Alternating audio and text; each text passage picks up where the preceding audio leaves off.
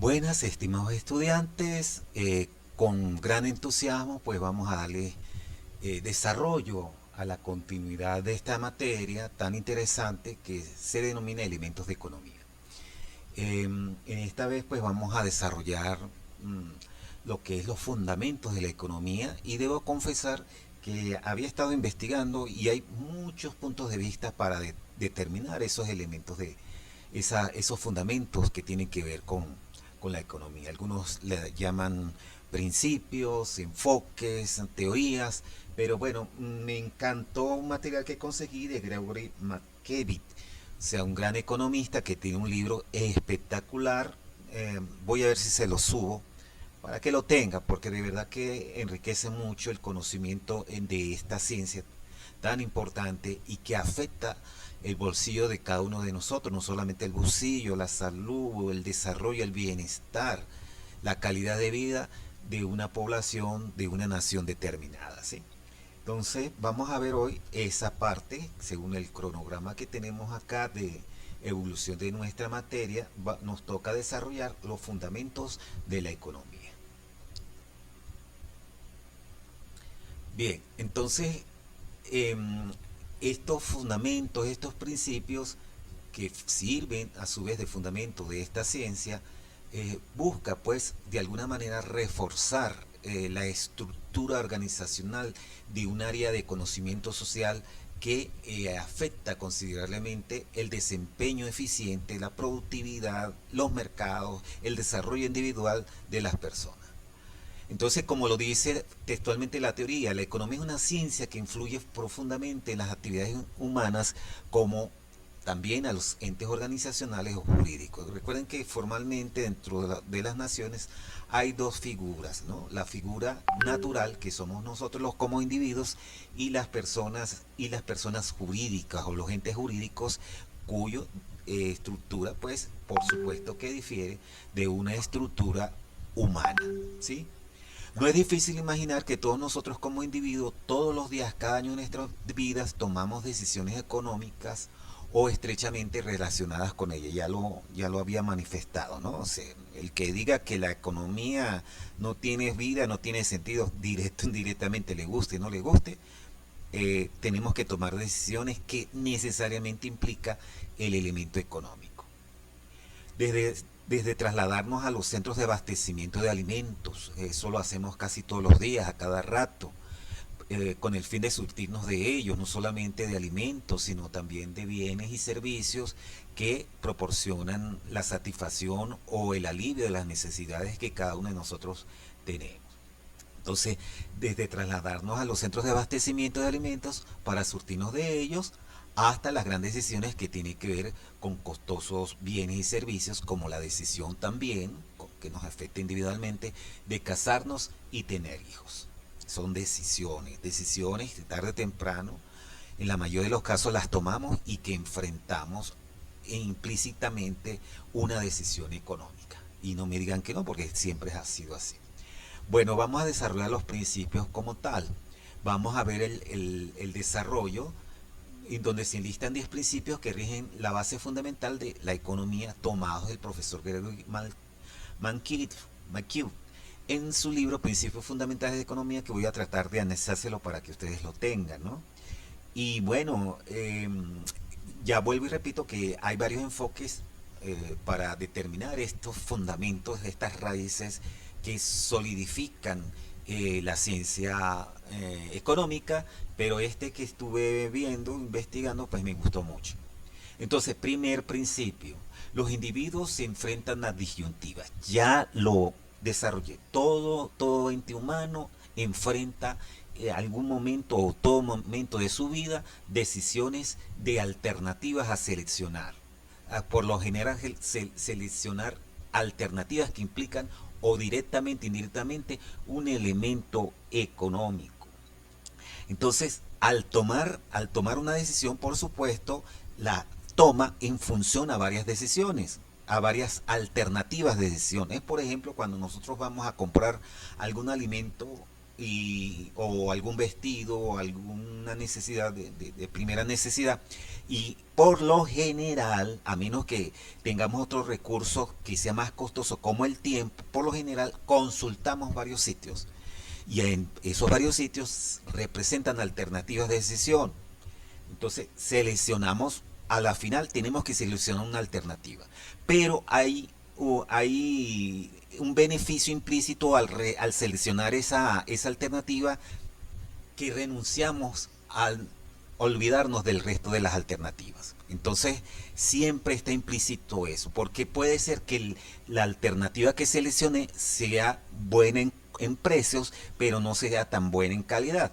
A mí en lo personal me pasó no hace mucho, compré unas botas de senderismo y resulta que me encantaron el diseño y bien bonitas y bueno, la verdad excelente, pero no me duraron nada, o sea, se descosieron, o sea, entonces yo por seleccionar esa alternativa, quizás por no seleccionar una de un poquito más cara, renuncié a eso y me salió lo roto por lo descosido, hablándolo popularmente, coloquialmente, y no me digan que no, que a ustedes les ha pasado esa situación.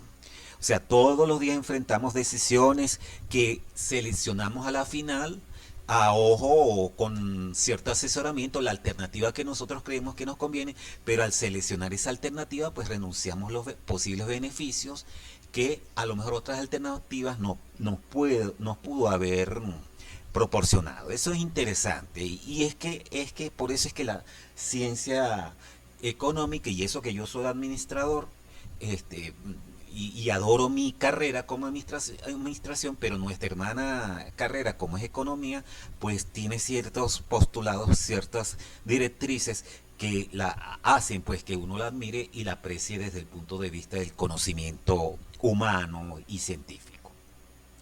Bien, eso que lo tengan presente mis estimados estudiantes. Ajá. Ahora viene que el costo de una cosa es aquello a lo que se renuncia para conseguirla. Ahora no hablamos solamente del beneficio, mis queridos estudiantes. Hablamos de eso que ustedes investigaron también, o creo que investigaron, porque no he revisado esas láminas. El costo de oportunidad. Bueno, si yo selecciono una alternativa, estoy renunciando al costo de oportunidad de la otra alternativa, ¿no? O sea, ahí hay un costo implícito. Entonces es un poquito, esto complementa un poquito lo que se refiere al principio número uno y está muy ligada a ello, ¿no? El principio número uno dice, bueno, lo que yo renuncio como beneficio al no aceptar las otras alternativas, y el 2 involucra lo mismo pero desde el punto de vista del costo, el costo de oportunidad. Entonces tenemos otro principio, las personas racionales piensan en términos marginales. Es importante el término marginal. El término marginal significa el excedente, el beneficio, ya sea positivo o negativo, puede ser un déficit al seleccionar una alternativa. Y me explico rápidamente para que ustedes me comprendan lo que quiero decir. Supongamos, y eso lo vamos a ver con unos problemitas más adelante. Sencillo, ¿no? A lo máximo habrá que derivar una función de producción y más nada. Pero para que ustedes tengan idea de lo que es de la importancia del término marginal. Hay una ley económica que se denomina la ley de los rendimientos marginales decrecientes. ¿En qué consiste esa ley? Esa ley, grosso modo, significa, por ejemplo, que si usted tiene la necesidad de cavar una zanja de 3 metros de profundidad y a lo mejor con un radio de 1,5 metros, pues si usted hace ese trabajo usted solo, va a ser un rendimiento no tan satisfactorio desde el punto de vista de la productividad. ¿Por qué? Porque usted mismo tiene que arrastrar la pala, usted mismo tiene que buscar el tobo, usted mismo tiene que picar, usted mismo tiene que alcanzar el agua para beberla. Entonces la productividad global no es tan significativa. Ahora, si usted invita a otro compañero, quizás la productividad promedio de ambos, lo que aporta, es más que significativo. ¿Por qué? Porque entre los dos se ayudan a tirarlas, al tomar las piedras, las rocas para sacarlas, se ayudan con sacar el tobo y bueno, la productividad global es significativa, o sea, ya hay un avance, hay un aporte marginal positivo. No es lo mismo la productividad de una sola persona que dos personas. Quizás si contratan una tercera persona, sigue aumentando esa productividad marginal, pero a lo mejor en menos proporción a la productividad adicional que se enfrentan dos personas. Ahora, o imagínense ustedes que si en la misma zanja contratamos cuatro personas, mira, a lo mejor no caben, a lo mejor viene el chistoso, pierden tiempo. Entonces, el aporte de la productividad marginal existe, pero desde un punto de vista negativo, porque va decreciendo, va decreciendo, va decreciendo. Entonces, eso es para que tengan una idea. De todas maneras, cuando lleguemos al tema de las funciones de producción, lo vamos a ver con detenimiento, con problemas matemáticos, no tan difíciles, sino porque además ustedes no son economistas, simplemente para que tengan idea de estos conceptos tan importantes, en donde la parte de esa ley se cumple perfectamente en las cuestiones más que todo en elementos cotidianos de producción de bienes y servicios. Entonces, las personas racionales piensan en términos marginales, o sea, ¿cuál es aquella alternativa que me va a dar excedente de beneficio en comparación a otras alternativas? Entonces, toda persona debería pensar en lo que la economía se denomina cambios marginales. Estos son pequeñas modificaciones imprevistas en nuestro trabajo planificado puede redundar en beneficios o excedentes marginales positivos o negativos. Entonces hay que pensar bien en esa alternativa. Es algo muy interesante porque se derivan otros conceptos de esa denominada tasa marginal de crecimiento o de crecimiento que los economistas aplican a algunas funciones de producción. Bastante interesante. Y yo tuve la oportunidad de trabajar esto como preparador y bueno, recuerdo que había una profesora en la facultad que trabajaba con funciones de producción y las optimizaba, por lo menos en la siembra de caraotas. ¿Cuánta era la distancia de las semillas al sembrarlas que producía la mejor productividad para sacarle el máximo provecho de producción por metro cuadrado? Interesante esta parte. Bien, los individuos responden a incentivos. Esto es importante porque una de las causas en que la economía mejore o no mejore depende de esos incentivos que el Estado por lo general proporciona. Y esos incentivos pueden crear un elemento positivo o negativo, aumentar el consumo o al contrario limitarlo. Entonces, los dos extremos son malos, entonces hay que tener mucho cuidado con eso. Por ejemplo, los incentivos por lo general los crea el Estado, los gobiernos. Por ejemplo, el establecimiento de un precio mínimo, un precio máximo al público. Eso puede crear una consecuencia, por un lado positiva y otro negativa, porque si el Estado crea un precio mínimo de venta o de compra, el consumidor piensa que va a estar beneficiado porque los productores y los comerciantes no pueden excederse de los precios que el Estado ha creado, pero por otro lado crea escasez. Entonces es un problema, es un elemento de decisión de doble filo en el cual hay que tener cuidado. Pero por esa razón que la pugna entre consumidores y productores afecta significativamente la economía. El gobierno es un actor muy importante al crear incentivos espectaculares por ejemplo, con los impuestos para que esos incentivos realmente sean beneficiosos. ¿Por qué lo digo? Si hay una productividad global, tanto en el comercio como la generación de pleno empleo, donde se incentiva el consumo, entonces el Estado puede crear empleos con el fin de que esos recursos sean invertidos en producción de bienes y servicios de bienestar social, como somos nosotros los profesores, el pago de los profesores, el pago de la salud y diversos entes que benefician a la colectividad. Pero en otros elementos esos incentivos pueden perjudicar la economía. Entonces, eso está demostrado. Los individuos responden a incentivos y eso lo hemos vivido. Quizás ustedes sean muy chamos, pero hace años cuando eh, este, el Estado no había producción en el país y bueno, la economía era un caos y muchas poblaciones fueron afectadas por esa escasez que nosotros estábamos viviendo como consecuencias de unas políticas erradas del Estado, ¿no? Importante esta parte. Los mercados normalmente constituyen un buen mecanismo para organizar la actividad económica. Señores, mientras más mercados exista, mientras el comercio es un elemento fundamental en el desarrollo de los pueblos, de los países. Mientras más mercados existan, el intercambio de bienes y servicios va a ser ideal, va a surgir la competitividad.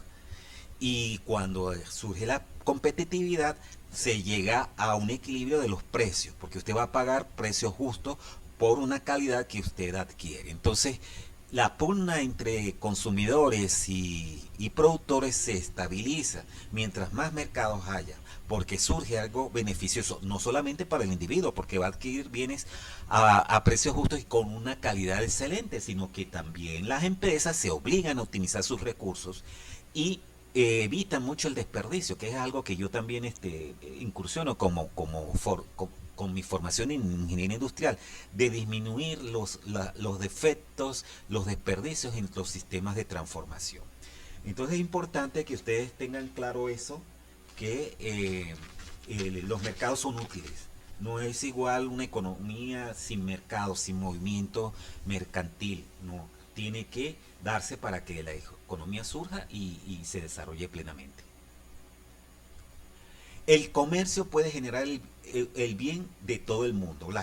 Por eso es que la gente, esto complementa al anterior, por eso es que la gente, los gobiernos, les conviene incorporarse al mercado de su zona, al mercado común europeo, a los mercados africanos. Rusia y China tienen otros sistemas de comercio, entonces, porque eso moviliza el desarrollo de las naciones. Entonces, esto hace que el funcionamiento de los mercados se desarrolle a plenitud, pero este autor, él dice que es conveniente que el Estado intervenga en lo mínimo posible, algo que es criticado por otras escuelas del pensamiento económico, ¿no? Dice, bueno, está bien, genere ese comercio, crea ese mercado con la mínima intervención del Estado. Yo en cierta forma le doy la razón, pero siempre si el Estado no interviene en algunos elementos pueden surgir elementos poco deseables como corrupción o engaños hacia el consumidor. Recuerden lo que pasó en 2008 con la burbuja financiera del movimiento inmobiliario, que afectó mucho no solamente a los Estados Unidos, sino a nivel mundial, que eso también se generó porque no había un control estricto financieramente de los movimientos bursátiles que tienen que ver con la adquisición de la vivienda. Eso explotó y bueno, eso tuvo sus repercusiones significativas. Y esto también tiene que ver con lo anterior. El Estado puede mejorar a veces los resultados del mercado. Bueno, eso lo hemos vivido en el país significativamente. Si hay políticas malas, quienes se van a ver involucrados directamente somos nosotros, los consumidores, los habitantes de las naciones. Entonces, si las políticas, no solamente la política económica directamente, la política monetaria, la fijación de tasas de interés, la fijación del movimiento de liquidez, eso si son tomadas en mal o la corrupción hace que estas variables fallen, pues quienes se van a ver directamente afectados somos nosotros. Entonces el Estado, por eso es que ciertamente yo considero que sí debe haber vigilancia del Estado, aunque no tan exhaustiva, debe ser vigilante de que aunque haya una disminución de esa intervención, estar pendiente de que si las cosas empiezan a salir mal, de una vez debe intervenir. ¿Sí? Tampoco como papá Estado, pero sí debe estar vigilante. Esto es espectacular. El nivel de vida de un país depende de la capacidad para producir bienes y servicios. Y lo digo con toda propiedad porque yo soy profesor de producción. Si yo estudié ingeniería industrial fue por eso, porque mi área de formación dentro de la cátedra de administración es administración de la producción y operaciones. Y yo sé que los países, las naciones que incentivan el desarrollo económico mediante la transformación de bienes y servicios se desarrollan y se crean potencias mundiales. Entonces es la capacidad de producir mientras que se incentive la producción y no dependamos como en Venezuela solamente del petróleo, el país se desarrolla y hay un beneficio colectivo. Esto está demostrado, señores. El nivel de vida de un país depende de la capacidad para producir bienes y servicios. Y tanto es así que ustedes habrán escuchado naciones como Japón, los países nórdicos, escandinavos, que no tienen recursos propios, la mayor, de por allá, Noruega y eso, que tienen algo de petróleo. Pero ellos importan insumos, los transforman, le dan valor y eso ha generado pues que esos países tengan una calidad de vida envidiable, sinceramente, en todos los sentidos envidiable. Entonces el nivel de vida de un país depende de la capacidad para producir sus bienes y servicios y la producción está llamada a hacer para que eso sea evidente. Bien, los precios suben cuando el gobierno imprime demasiado dinero. Claro, si es dinero inorgánico, no, porque el dinero debe generarse si hay riqueza, y la riqueza se genera si hay producción. Si hay el excedente de imprimir billetitos sin un respaldo económico, pues eso hace que los precios suban y exista inflación. Entonces es un dilema que todos tenemos y que debemos tener mucho cuidado. ¿Sí? Y eso provoca la devaluación y es uno de los elementos en los cuales estamos atravesando actualmente. La impresión de dinero inorgánico, fíjense cuántos ceros se le ha quitado a la moneda porque no hay un respaldo productivo de esas bases. Si hay producción, hay generación de empleo, si hay generación de empleo, hay más riqueza porque cada de los individuos genera o gana un sueldo, porque actualmente en el país no hay un sueldo. Dependemos, son de bonos.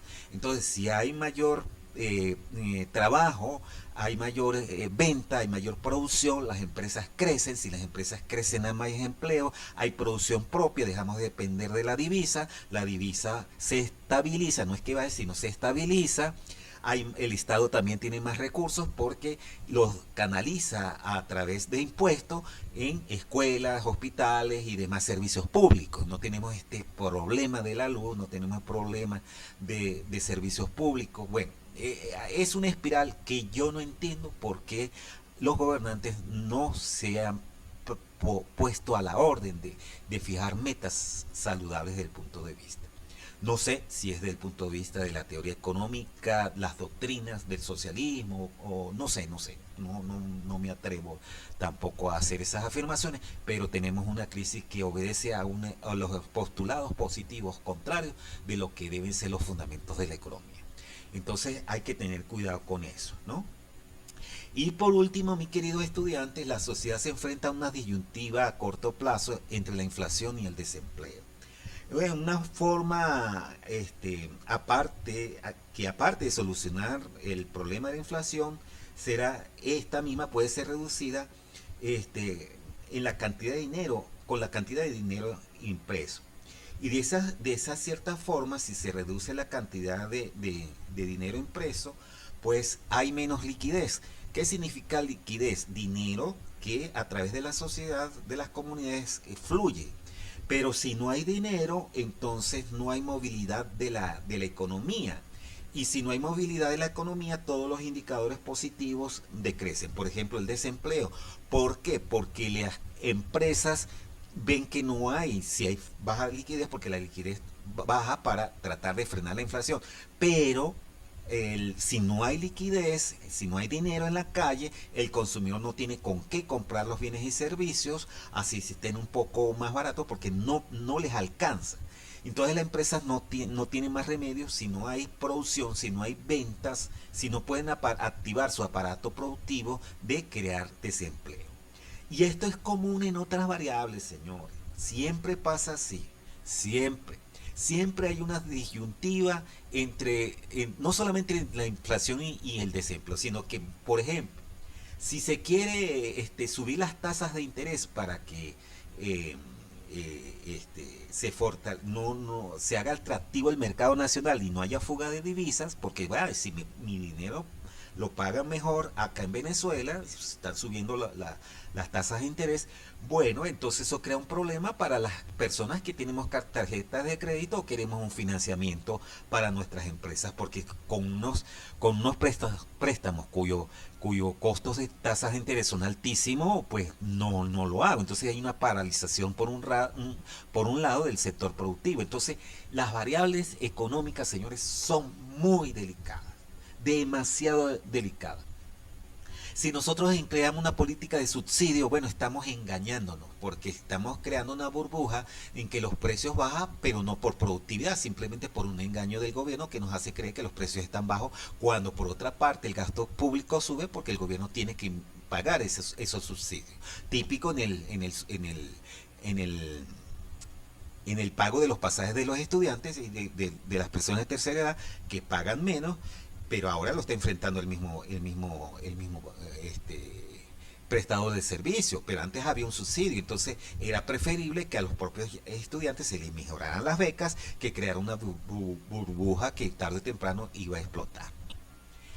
Bueno, estimados estudiantes, esta es una breve clase sobre lo que tiene que ver con estos fundamentos tan interesantes, principios más bien, que centran la base de lo que es la economía y que hacen que ustedes y uno mismo se vaya enamorando mucho cada día más de este tipo de materias. Se les aprecia y bueno, ya subiré la actividad correspondiente. Saludos pues.